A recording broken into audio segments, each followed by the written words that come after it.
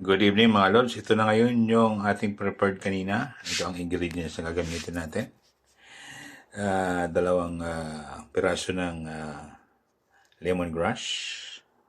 1 medium size ng tomato. Ginger. Ayan, yung bawang. Sibuyas, luya, ayan o. Ayan. Ayan, at saka itong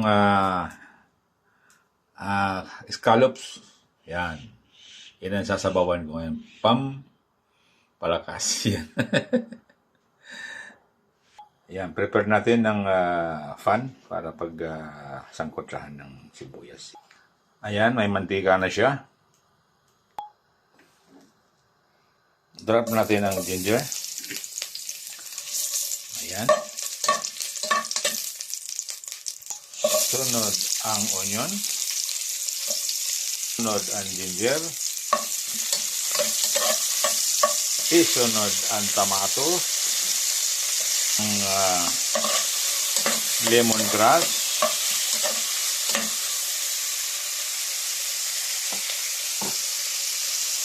Hello. Ayan. Ang scallop.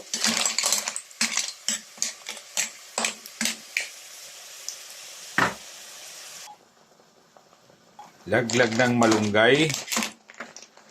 Ayan. Looks yummy na. Ayan.